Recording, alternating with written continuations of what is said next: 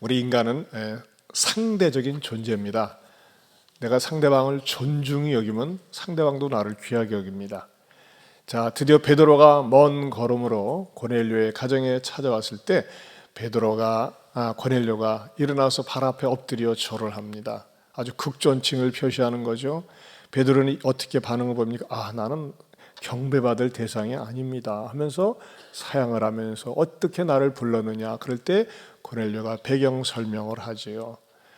그러자 이 베드로는 이 말을 듣고 나서 뭐라고 반응을 보입니까?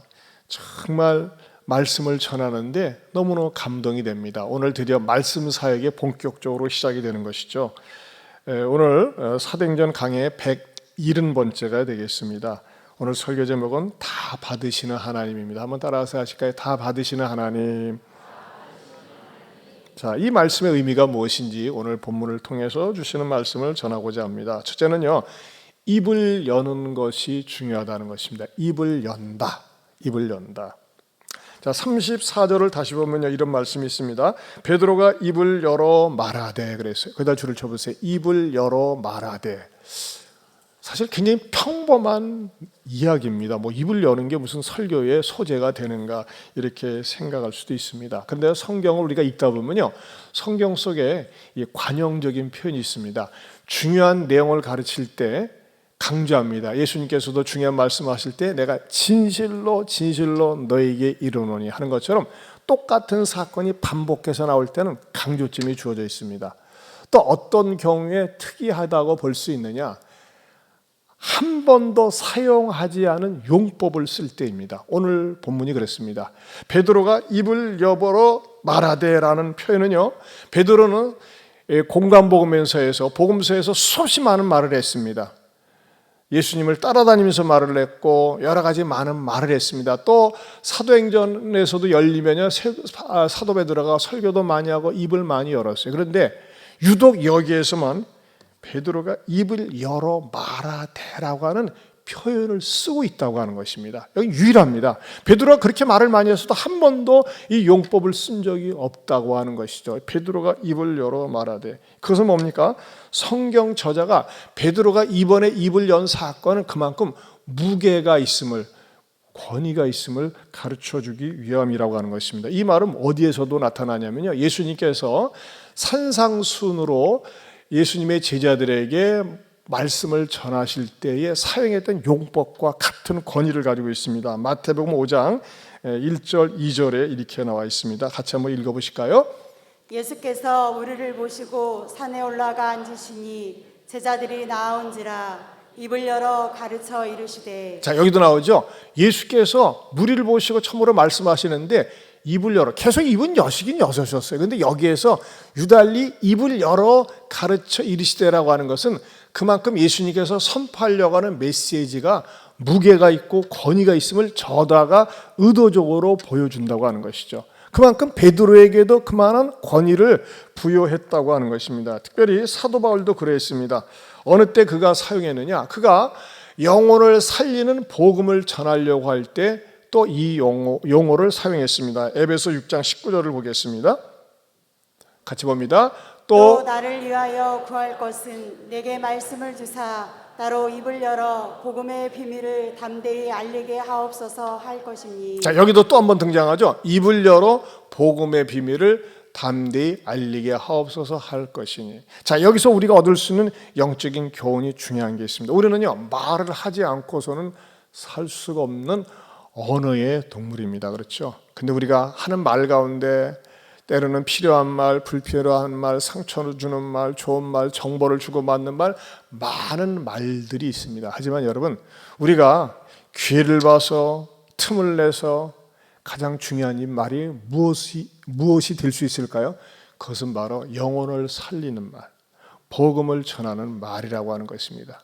우리가 때를 얻든지 못 얻든지 듣든지 아니 듣든지 어떠한 장소에 있든지 간에 내가 입을 열어서 꼭 복음을 전해야 되겠다 싶을 때는 복음을 전할 수 있어야 된다고 하는 것입니다. 베드로도 마침 이 자리가 주어진 거예요. 말씀의 멍석을 딱 깔아놓은 상황 속에서 입을 열어서 복음을 전하기 시작했다고 하는 것입니다. 작년 12월 30날입니다. 31일이 아닌 30날 저녁 10시에 제가 혼자 저녁 때 은혜홀에 내려가서 기도를 한참 하고 있는데 바깥에서 막 떠드는 소리가 들려요. 밤 10시입니다. 막 떠드는 소리가 들려. 왜 이렇게 소란하고 떠들지? 그래서 기도하다 말고 무슨 일이 있는가 해가지고 딱 나가서 봤더니 모처럼 익산에 눈이 많이 온 날이었어요. 근데 거기서 젊은 애들 4명이서 막 눈싸움을 하고 막 장난을 치고 그 다음에 눈사람을 만들고 좋아서 어쩔 줄을 모르는 거예요. 막 너무 신이 난 거죠. 만약에 바닥 주차장이 전부 눈이 널려 있으니까는 참 이 젊은 애들이 노는 거 보니까요 같이 젊어진 것 같고 기분이 좋아요. 막 저기 사춘기 처녀총각들은 낙엽만 굴러가도 말똥만 굴러가도 웃는다고 하는데 우리는 웃은 지가 한참 됐지만은 어쨌든지 간에 젊은 애들이 올길래 제가 문을 열고 교회 출입문을 열고 딱 가서 봤더니 너무나 이쁘고 좋아요. 그래서 눈사람을 정성껏 만든 다음에 교회에 들어오는 그 현관문 앞에 눈사람을 이렇게 세워놓고 막 지들끼리 셀카도 하고 아무튼 장난을 하는 거예요. 그래서 제가 참 이쁘다, 멋있다, 참 좋다 이렇게 칭찬한 다음에 교회는 다니느냐 물어봤더니 4명 가운데 3명은 다 교회를 다니는 거예요. 남자들 여자들인데 하나는 교회 다니냐고 했더니 자기는 관심이 없대요. 관심이 없는데 교회 와서 노네. 근데 말이지 자네도 꼭 예수님 믿어야 돼. 싫대요. 아니야, 예수님 믿지 않으면 지옥에 가. 펄펄 끓는 지옥에 가. 나는 그곳에 가고 싶대요. 나 이렇게 센 놈 처음 봤어요. 그래서 저도 더 세게 나갔죠. 근데 그 펄펄 끓는 지옥불은 말이지 순간적으로 끓고 사라지는 것이 아니라 영원토록 펄펄 끓는 지옥이야. 그것은 인간의 고통은 상상을 초월하는 그런 고통이야. 바로 그것이 지옥이야. 내가 바로 그곳에 가고 싶대.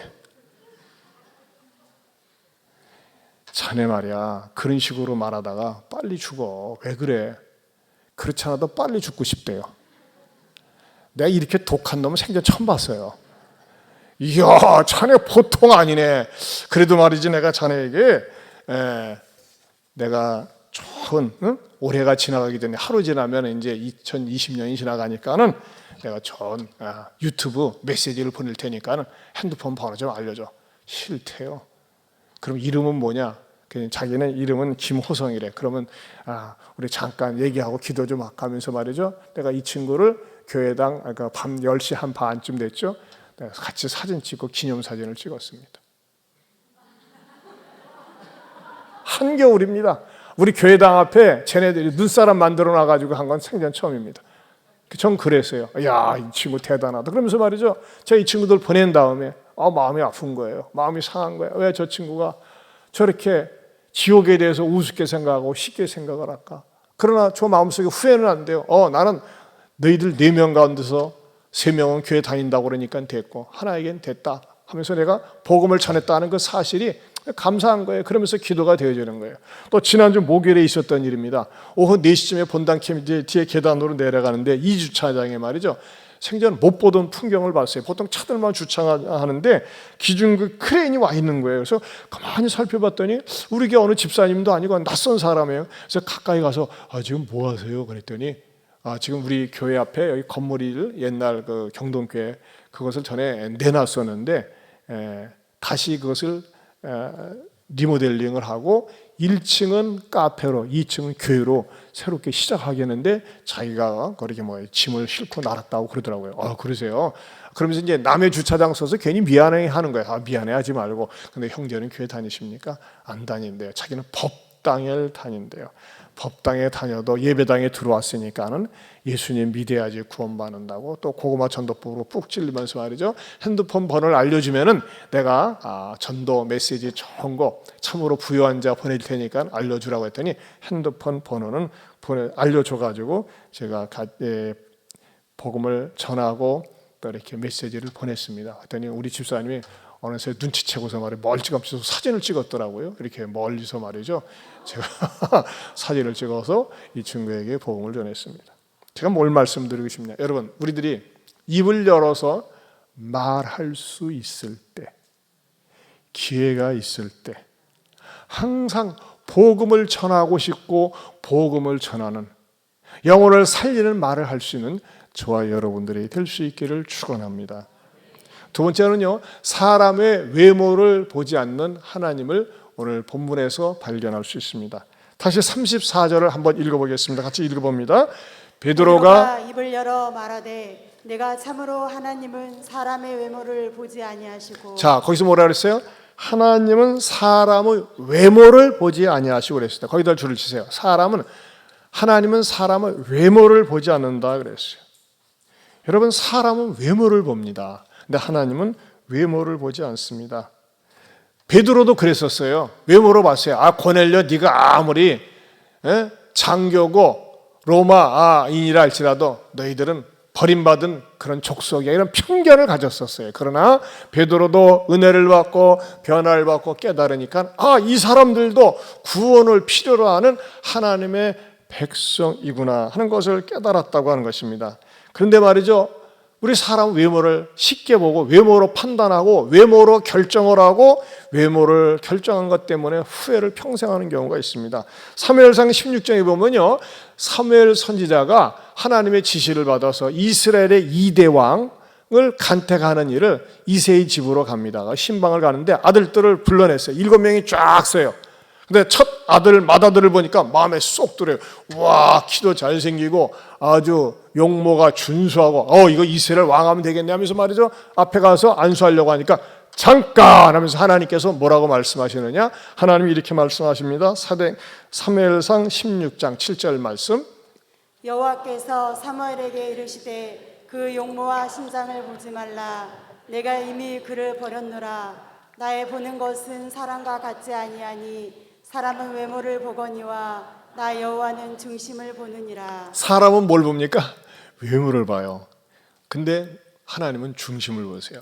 근데 우리가요, 신앙생활을 하면서 경건 생활을 하면서 영안의 눈이 열려가지고 사람을 외모로 보지 않고 중심을 보는 그런 훈련을 해야 됩니다. 그렇지 않으면요, 우리 그리스도인들도 쉽게 사람을 외모로 볼 수가 있어요. 제가 설교를 준비하면서 그게 탁 떠오르더라고요. 약 45년 전에 있었던 일입니다. 45년 전에 있었던 일인데, 사람이 얼마나 외모에 빠지고 학력, 요즘 짱이 유행하지 않습니까? 뭐 얼짱, 몸짱, 키짱, 학짱 그런 거 빠지는데, 그 대표적인 케이스가 변함이 없는 것 같아요. 45년 전에 저희 어머님, 아버님이 다니는 교회에서 있었던 일이에요. 교인들 한 7, 80명 모이는데 사당동에서 있었던 일입니다. 우리 어머님이 늘 밤마다 이렇게 늘 교회 가서 기도하고 또 여집사님들과 어울려서 지내는데, 어느 날은 말이죠, 그 교회에 아주 준수한 젊은이가 왔어요. 근데 대학생이야. 그리고 서울대학을 다니고 4학년에 재학 중이래요.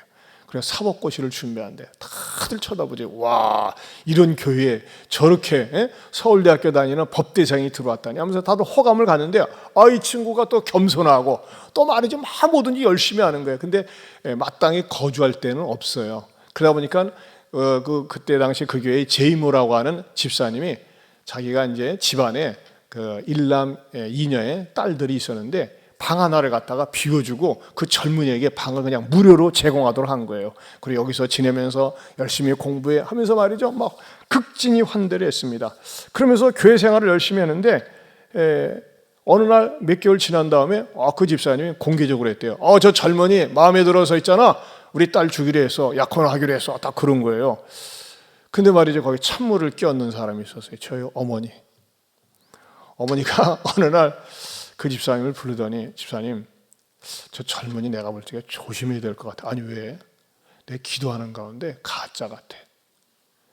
그러니까 그 제 집사님이 난리가 난 거예요. 아니 사촌이 밭을 사면 배가 아픈 것처럼 내가 모처럼 저희 사익감 드리니까 이 가난한 동네에서 좋은 사익감 드린다니까 하면서 막 뭐라 거품을 물고 얘기를 했대요. 근데 어머니가 아니 내가 지금까지 집사님 내 나쁜 말 한 적이 있어? 우리는 또 아들만 셋이야, 딸이 없어. 그런데 내가 볼 적에 저 젊은이가 아닌 것 같아. 내가 자꾸 마음에 와서 집사님한테 얘기하자면 안 될 것 같은 생각이 들어서 얘기하니까 한번 조사를 해봐. 뒷조사를. 어려운 거 아니잖아.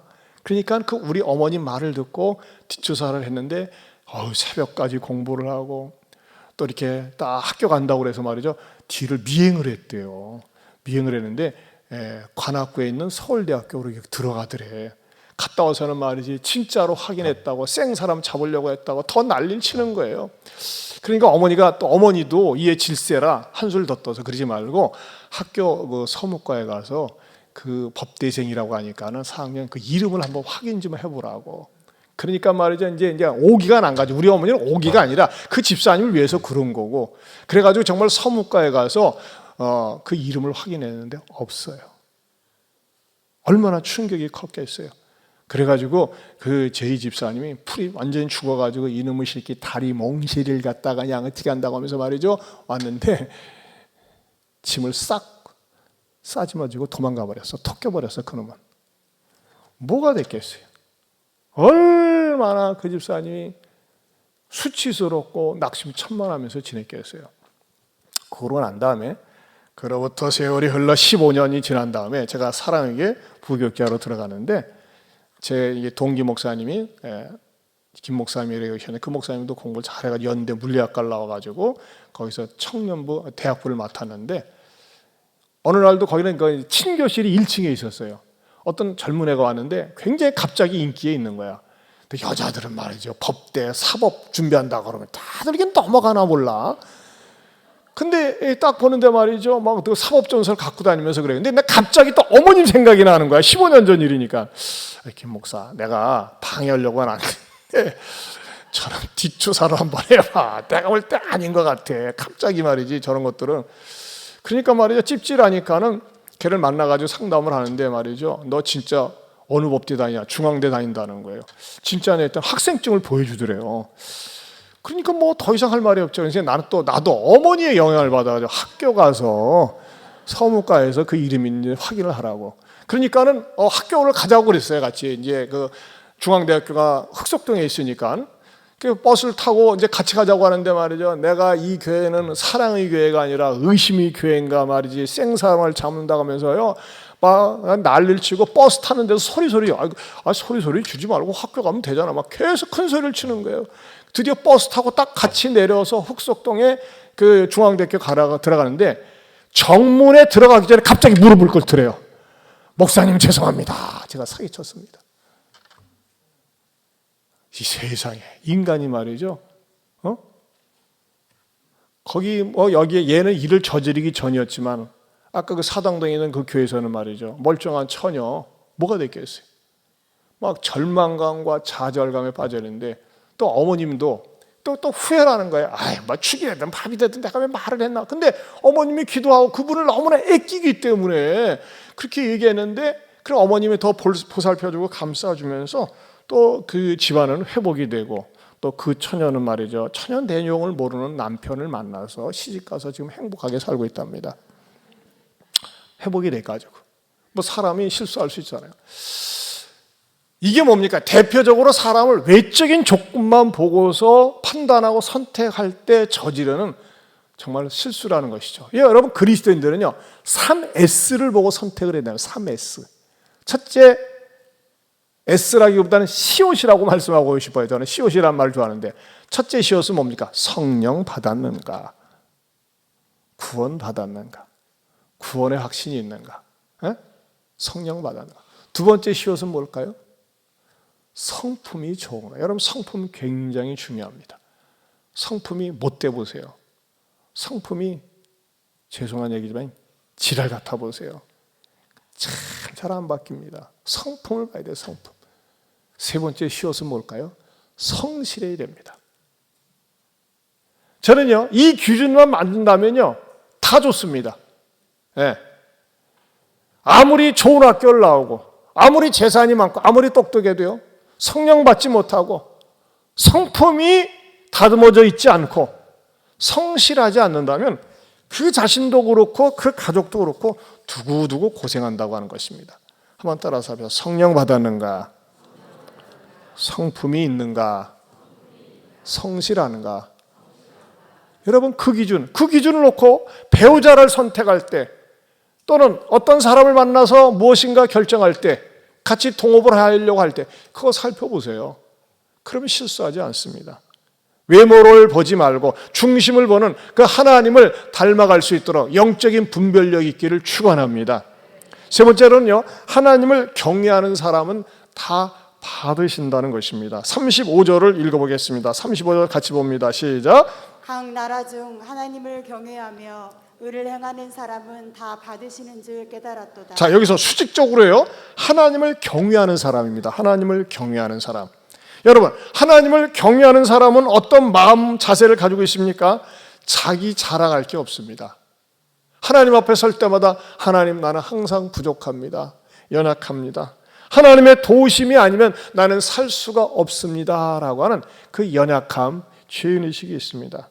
누가복음 18장에 보면 말이죠, 두 사람이 등장합니다. 한 사람은 바리새인입니다. 자칭 경건한 사람입니다. 또 율법적으로 다 해요. 일주일에 2번 이상 금식을 하죠. 11조도 하죠. 봉사도 많이 해요. 그런데 항상 자기 의에 차 있어요. 근데 한 사람 세리는 말이죠, 뭐라고 기도합니까? 이런 기도를 합니다. 하나님이여 불쌍히 여기소서, 나는 죄인입니다. 이렇게 부르짖으며 울면서 기도했습니다. 그랬을 때 그 사람들을 보고 우리 주님께서 뭐라고 평가하셨느냐? 누가복음 18장 14절입니다. 같이 보겠습니다.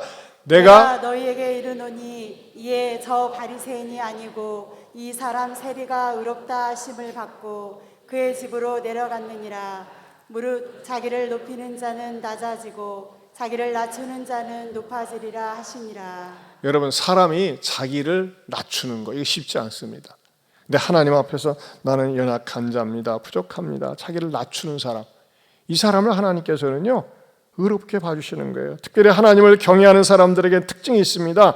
자기 자신이 연약한 죄인임을, 부족한 죄인임을 깨닫고 늘 하나님께 대한 목마름이 있습니다. 하나님께 대한 목마름, 하나님을 사모하는 마음이 있습니다. 하나님께 대한 목마름과 사모하는 마음을 가지는 사람은요, 무엇을 늘 갈망하고 무엇을 기다리고 무엇을 좋아하는지 아십니까? 예배를 갈망하고 예배를 기다리고 예배를 좋아합니다. 왜? 예배 속에 하나님의 임재가 있고 하나님의 성령의 역사가 있기 때문에 그렇습니다. 여러분, 제가 사도행전 8장 강해를 통해서도 말씀드렸지만은 에티오피아 내시는 말이죠, 그 에티오피아에서 예루살렘까지 거리가 어느 정도 된다고 그랬어요? 약 4,200km 된다고 그랬습니다. 서울과 부산이 400km라고 그랬죠. 10배에 대한 거리를 갖다가, 여러분 지금 시기에 비대면으로 드려도 돼요. 그냥 멀리 떨어져 있으니까 하나님은 아실 거예요. 근데 예루살렘에 새롭게 교회가 탄생이 되어지고 예루살렘 교회가 생겼다는 말을 듣고, 아, 그곳에 가서 한 번이라도 마음껏 하나님을 찬양하고 예배 드리고 싶다는 마음으로 그 예루살렘에 자그마치 오랜 시간에 들여서 수행함과 더불어 예루살렘에 와서 돌아갑니다.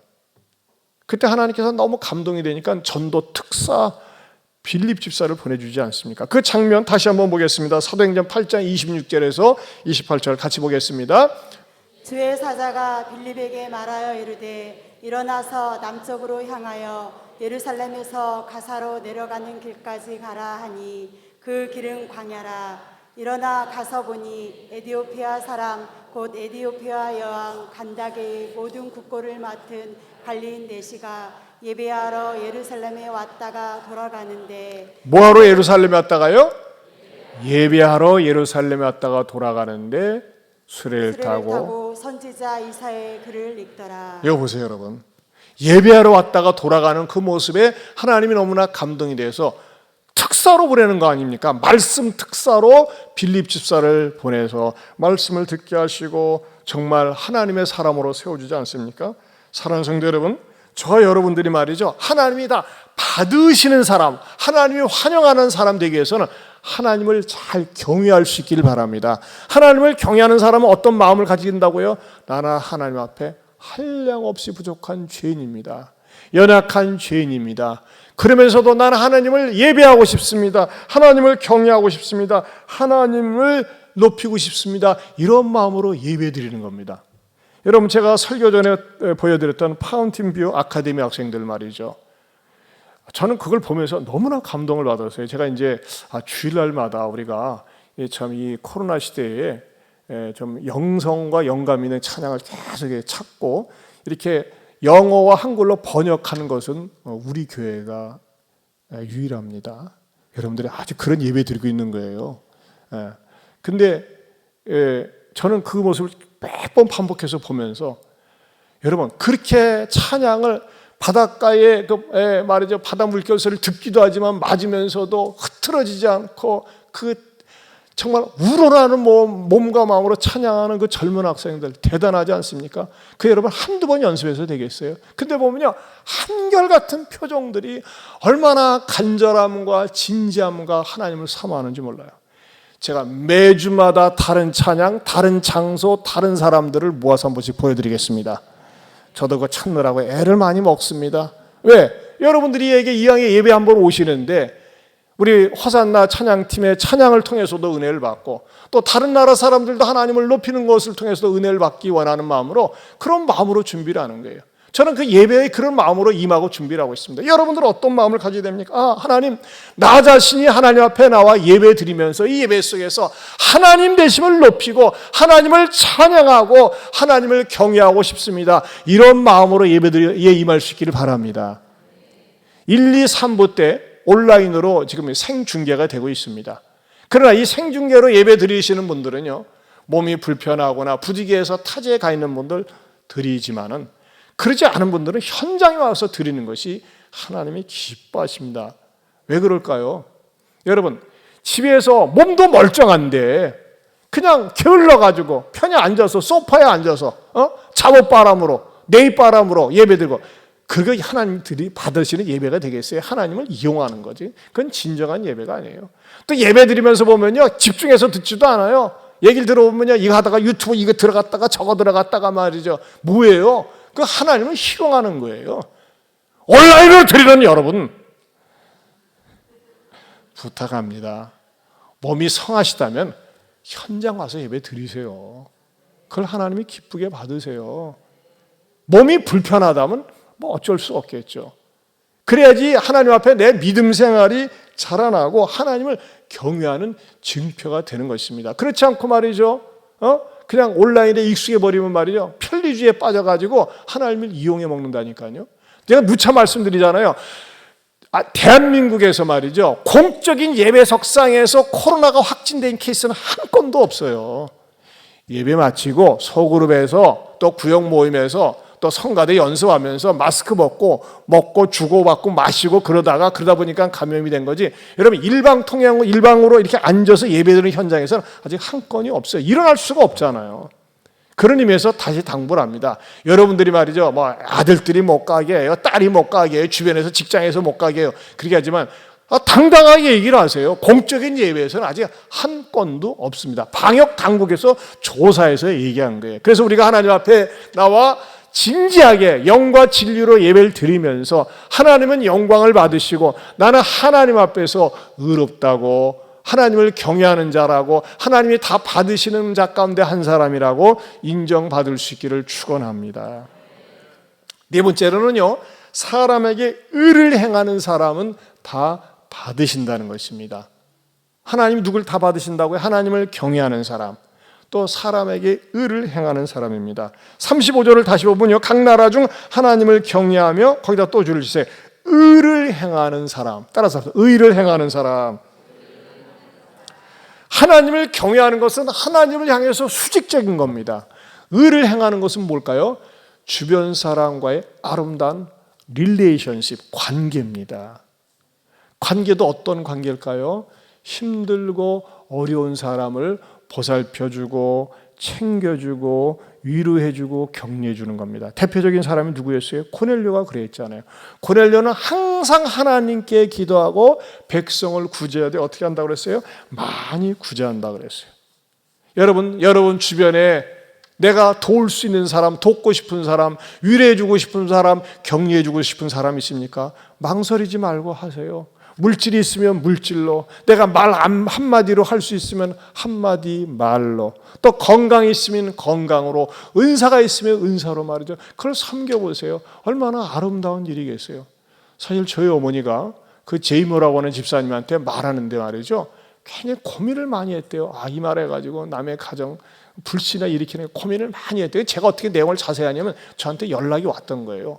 야, 내가 기도하는데 이상하게 자꾸 이게 걸린다고, 사기꾼 같은데 말이야. 그러면 어머니가 하셔야죠. 기도하면서 그 괜히 사기꾼한테 농락당 당하면 되겠습니까? 그래가지고 했던 거예요. 물론 이제 그런 일이 드물겠지만 그것도 남을 돕는 일 아니겠어요? 여러분, 우리가 어려운 사람에 대해서 들었을 때 도울 수 있고 위로해 줄 수 있는 거, 이것처럼 의로운 일이 어디 있습니까? 세상에서도 가장 높이 평가하는 거가 구제하는 거 아닙니까? 어려운 사람을 돕는 거 아니겠어요? 우리 교회는 말이죠, 이런 분들이 좀 있으세요. 정말 얼마나 아름다운 좋은 건강한 교회 모습인지 몰라요. 작년 12월 둘째 주에 이런 카톡이 저한테 어느 권사님한테 올라왔어요. 이런 내용이었습니다.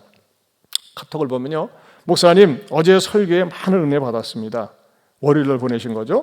매주 말씀마다 보물을 캐내어 먹여주시는 은혜를 누립니다. 늘 감사합니다. 이번 주 주보 중보 기도란에 올려진 서울 숭인교회 김요한 목사님 기도 제목이 내내 마음을 떠나지 않아, 이렇게 문자 드립니다. 이번에 드렸던 PM 주스를 드신 연세 있으신 어르신이 후천적 망막 장애를 앓으셨는데 PM 주스 드시고 회복되셨다기에 김요한 목사님께 제가 한 세트 섬겨드리고 싶은 감동이 들어서요. 그래도 될까요? 그래서 제가 그랬어요. 감사합니다. 제가 서울 모임 갔다가 이제 와서 봅니다. 권사님의 예쁜 마음을 제가 일단 전달해 드리지요. 네, 보내드려도 된다면 주소와 연락처 알려주세요. 우리 권사님이 말씀하신 이 목사님은 제가 실명으로 목사님한테 허락을 받고 주부에 올렸던 분이에요. 제가 섬기는 제자훈련 그 같은 섬기는 정말 그 종로구 숭인교회라고 유명한 교회입니다. 아주 중요한 교회예요. 근데 목사님이 45살이거든요. 근데 지난 겨울철에 새로남교회에서 목사님들 모임이 있었는데 키도 크고 준수하게 생기고 또 외국 유학도 갔다 오고 실력 있는 목사님인데 말이죠. 눈을 떴는데 사람들 안내를 받아서 이렇게 다니고 또 그리고 뭐 글을 읽어도 말이죠. 막 바짝 이러고 대고 보고 그러세요. 그래서 무슨 사연이 있는가 보다라고 생각을 했는데 그때 이제 그 목사님이 간증할 기회가 있었어요. 그래서 간증을 하는데 목사님이 너무 스트레스를 받아가지고 이게 현대 의학으로는 고쳐질 수가 없고 점점 실명으로 간다는 그런 내용이고 또 기도해달라고 그랬어요. 그래서 제가 이거 교회는 여유가 있는 교회이기 때문에 기도해드리겠다고 하면서 제가 우리 교회 중보기도란에다 그 목사님 실명을 거명을 하고 올리겠습니다 하면서 제가 이렇게 교회에다가 작년 12월에 이렇게 몇 주 올렸었던 거거든요. 근데 그 내용을 우리 권사님이 보고서 이런 내용을 저한테 보내주신 거예요. 그래서 제가 또 감동이 돼서 물론 우리 권사님이 본교회 목사도 한 번씩 챙겨주지만은 남의 교회까지 챙겨주시는가 참 고맙잖아요. 그래서 제가 그 목사님한테 우리 교회 권사님이 이런 마음이 있는데 어떠세요 했더니 그렇지 않아도 어머님이 이렇게 PM 주스라는 게 좋아가지고서 공급해 주시는데 그 권사님의 사랑과 그 성의를 기억해서 받겠습니다 해가지고서 이렇게 연결이 돼서 전달해 드린 거로 알고 있어요. 근데 저는 이 과정을 보면서 얼마나 마음이 이쁩니까? 누가 어려움을 당한다, 힘든 일을 당한다, 힘들어한다, 어려워한다, 그런 말이죠. 내일처럼 생각해주고 기도해주고 격려해주고 참여해주는 거. 정말 우리 교회에 이런 분들이 여러분들이 계세요. 얼마나 감사한지 몰라요. 여러분 주변에서 누가 어렵고 힘든 일을 당할 때 남 일처럼, 나와 상관이 없는 일처럼 생각하지 말고 품어서 기도해주고 참여해주고 위로해주고 격려해주시기를 주님의 이름으로 축원합니다. 또 우리가 지난 부활절을 계기로 해서 시온 육아원 44명의 그 원아들에게 아무튼 이번 부활절을 계기로 1년에 4차례씩 390kg 쌀을 갖다가 책임지고 공급해 주기로 했어요. 그랬더니 말이죠, 3통에 말하자면 편지가 날라왔어요. 지난주 목요일 날. 근데 이것은 여러분들이 참여한 거기 때문에 여러분들에게 공을 돌리고 같이 위로받기 원합니다. 내용이 이렇습니다. 예안교회 후원자님께 안녕하세요. 축복받은 시온동산에 아기자기 꽃이 피었습니다. 저는 생명과학고에 재학 중인 고등학교 1학년 김명철입니다. 원래 우리 나라 법이 그래요. 고등학교 졸업할 때까지 버림받은 그런 아이들을, 부모로부터 외면받은 아이들을 맡아서 위탁 교육을 하는 것이 바로 시온 육아원입니다. 예안교회 가서 샤론 레스토랑이라는 장소에서 맛있는 식사를 대접해 주시고 저희 시온 육아원에 많은 관심과 사랑을 주심에 감사합니다. 예안교회 따뜻한 사랑 덕분에 저희 가족들이 더더없이 행복해합니다. 저의 장래 희망은 요리사입니다. 저의 꿈을 이뤄서 어려운 사람들을 도와주는 게 제 목표입니다. 요즘 코로나로 힘들진 않으신지 궁금하네요. 저의 가족들은 코로나 여파로 1년 넘게 가정예배를 드리고 있어요. 코로나가 빨리 없어져서 예안교회 분들과 하루빨리 만나서 즐겁게 놀 수 있으면 좋겠어요. 이제 날씨가 봄이라 그런지 많이 따뜻해졌어요. 따뜻한 봄날 잘 보내시고 예안교회 하나님의 큰 축복이 내리길 기도할게요 하면서 김명철들이 이렇게 편지를 보내왔어요. 저는 이 편지를 읽으면서 참 우리 교회 성도들과 더불어 시원육아원에 이 쌀을 공급해 주는 것이 이런 어린 학생들에게, 젊은이들에게 참 마음을 순화시키고 자기도 요리사가 돼가지고 남을 도우면서 살겠다고 하는 이런 동기부여를 주었다고 하는 것이 얼마나 감사합니까? 여러분, 저는 저와 여러분들이 하나님께서 건강, 시간, 은사, 물질 기회를 주셨을 때에 내가 남을 도울 수 있다면 도울 수 있고 베풀 수 있고 나눌 수 있는 아름답고 선하고 착한 부자 될 수 있길 바랍니다. 이 사람이 의로운 사람이에요. 이 사람이 하나님이 받으시는 사람이에요. 교회 다니는 사람들이, 예수 믿는 사람들이 깍쟁이야, 얌체야, 인색해, 그런 말을 듣는 것은 결코 덕이 되지 않고 자랑스럽지 않습니다. 바라기엔 저와 여러분들이 수직적으로는 늘 하나님 앞에 나와서 목마름을 가지고 예배를 사모하고 하나님을 잘 경외하고, 수평적으로는 이웃 사람들에게, 주변의 사람들에게 사랑을 베풀고, 더 나아가서는 말이죠, 영적인 분별력을 가지고서 사람을 외모로 취하지 않고 우리가 때를 얻든지 못 얻든지 입술을 열어서 복음을 전하는 데 쓰임받는 하나님의 신실한 제자, 일꾼이 될 수 있기를 축원합니다. 축원합니다. 우리 한번 이 찬양 같이 부르겠습니다. 사랑의 나눔 있는 곳에.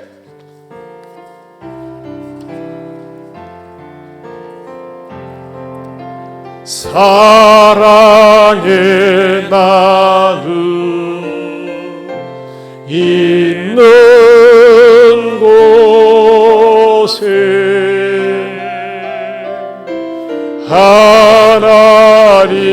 하나님께서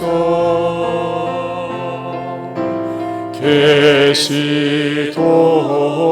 다시 한번 사랑의 나눔, 사랑의 나눔 있는 곳에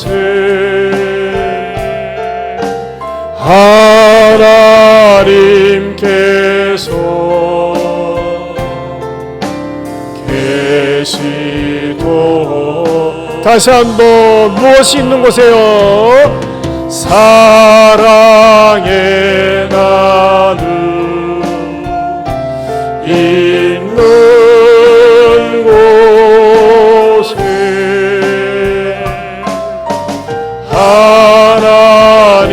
하나님께서 계시도. 말씀의 나눔 있는 곳에, 말씀의 나눔 있는 곳에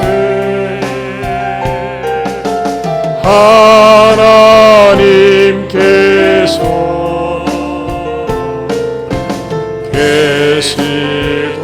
복음의 나눔 있는 곳에 복음을 나눠야 됩니다. 복음의 나눔 있는 곳에 하나님께서 계시도다. 우리 시간에 두 손 들고 주여 한번 부르고 주신 말씀 붙들고 기도하기 원합니다. 여러분, 우리는 어떠한 곳에 필요한 입을 여나요? 때를 얻든지 못 얻든지 내가 이 사람에게 꼭 한마디라도 복음을 전해야 되겠다 싶을 때는 입을 여시기 바랍니다.